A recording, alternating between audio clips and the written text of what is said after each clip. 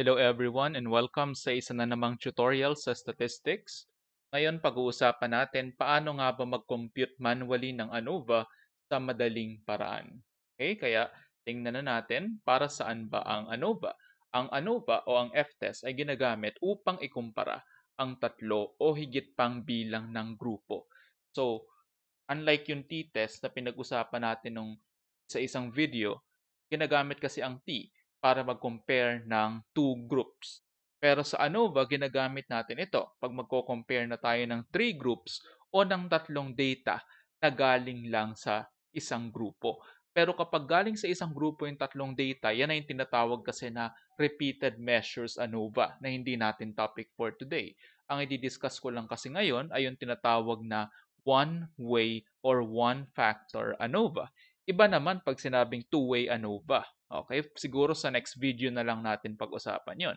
Ito lang ay para sa one-way ANOVA tutorial.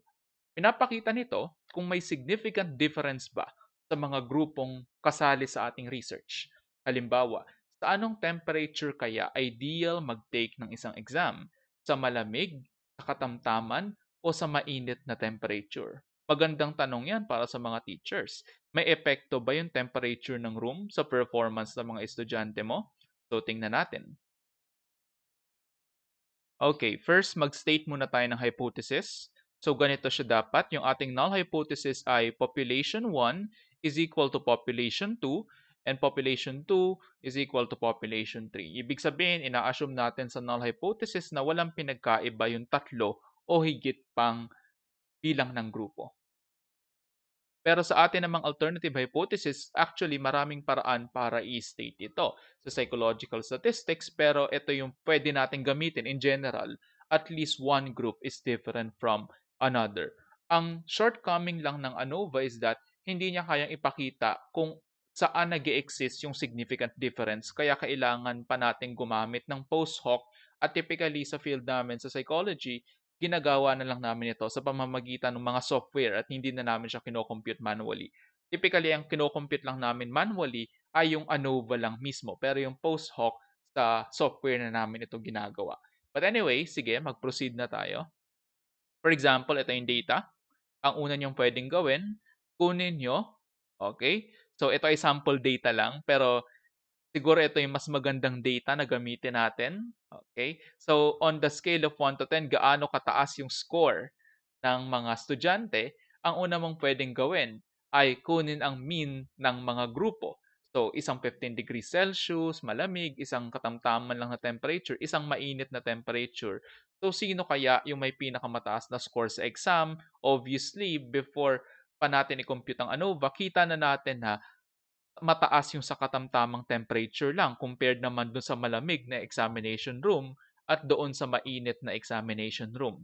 Pero kailangan pa rin natin gawin ng ANOVA upang makita kung ang difference ba na ito ay significant o hindi. Kaya ngayon, paano nyo i-compute ang ANOVA? Step by step. Ito na yung step 1, i-compute ang mean. Step 2, ito yung gusto kong i-follow nyo na table. Ang aking reference for this one is the book of Pagano, Behavioral or Psychological Statistics. I actually forgot the actual title, but anyway, ito yung aking recommendation para sa inyo. So, paano siya? Okay, ito yung group 1, ito yung group 2, at ito yung group 3. Ignore nyo muna yung nasa right side. Ang pwede nyong gawin, magdagdag kayo ng columns, okay, after ng bawat group, which is yung x squared, meaning i-square nyo po bawat score. For group 1, 7 times 7, 49, 3 times 3, 9. Ganon din sa group 2, kaya naging 8 times 8, 64, 6 times 6, 36, and so on. At ganon din sa group 3, i-square nyo silang lahat. Okay. So kapag nagawa nyo na yan, na-square nyo na yung score ng bawat grupo, ang next yung pwedeng gawin is, kunin nyo yung total ng mga scores muna. Okay, ito yung T. Yung total ng score sa group 1, sa group 2 ay 32, sa group 3, 12. Yung mean nakuha na natin kanina, kaya walang problema. Ang kukumpute natin next ay yung sum of squares na wala pa at yung summation of x squared, which is total lang naman nitong mga to, yung mga squared scores. Kaya ganito na yung itsura niyan. Pag na-compute nyo yung total nito, 124, i-total nyo rin yung mga in-square na scores sa group 2, 210, Pati sa group 3, i-total nyo, 34. Tapos, i-fill up na natin yung nasa right. Para mag-gets nyo po ano yung meaning ng mga symbols na ito, nilagay ko sa bababa. Okay? Para kung makalimutan nyo, balikan nyo itong slide na to. So, yung K ay yung number of treatment conditions o grupo. Okay, tatlo yan. Malamig, katamtaman, mainit. Kaya tatlong grupo o tatlong condition. Yung N ay yung number ng score o participant per group. Diba, tigli-5 yan. 5 sa malamig, 5 sa mainit, 5 doon sa katamtaman, kaya 5. Pero ang kaibahan niyan, yung capital N ay yung total number of scores o yung total number ng sumali sa research mo. Tigpa 5 yang tatlong grupo na yan, kaya 15. Ano naman yung G? Yan po yung sum of all scores o yung grand total. Inadd natin lahat ng score o shortly, 24 plus 32 plus 12 is equal to 68. Ngayon, balikan na natin. Summation of x squared, di ba? Kinuha natin siya per column. Ano yung summation of x squared? Ito pong summation of x squared din nasa dulo, inadd natin lahat ng yan. Yung 124, yung 210, at yung 34. Lahat ng x in square, tapos inadd lahat, 368. Okay. Ngayon, ang nawawala na lang ay yung sum of squares. Ano nga ulit yung formula dyan? Ito po. Sum of squares is equal to the summation of x squared for that group minus the summation of x quantity squared divided by n. Kaya para sa group 1, 124 yung summation of x squared minus 24 yung total nila, quantity squared divided by 5, 8.8.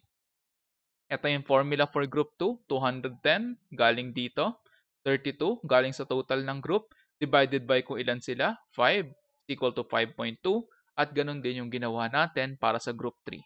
Tandaan, iba-iba yung ipi-fill up nyo na data, depende sa grupo. Kaninong sum of squares ba yung kinocompute mo? Okay, kapag nakompleto nyo na yan, malaking step na yan, medyo matrabaho nga lang. Ang next step, pwede na natin kompletuhin yung ANOVA table. Sundan nyo ako sa bawat step. Ang unang gagawin is pwede natin i-compute yung SS ng total. Paano ba kunin yung sum of squares, total sum of squares? Ito yung formula niya. Summation of x squared, lahat ng scores in square natin, okay, galing yan dito, di ba? 368. Grand total is 68. Okay, kaya po naging, ito yung G squared, 68 squared, over capital N, lahat ng participants, which is 15. Okay, kapag nilagay niyo yan sa calculator, the result will be 59.73.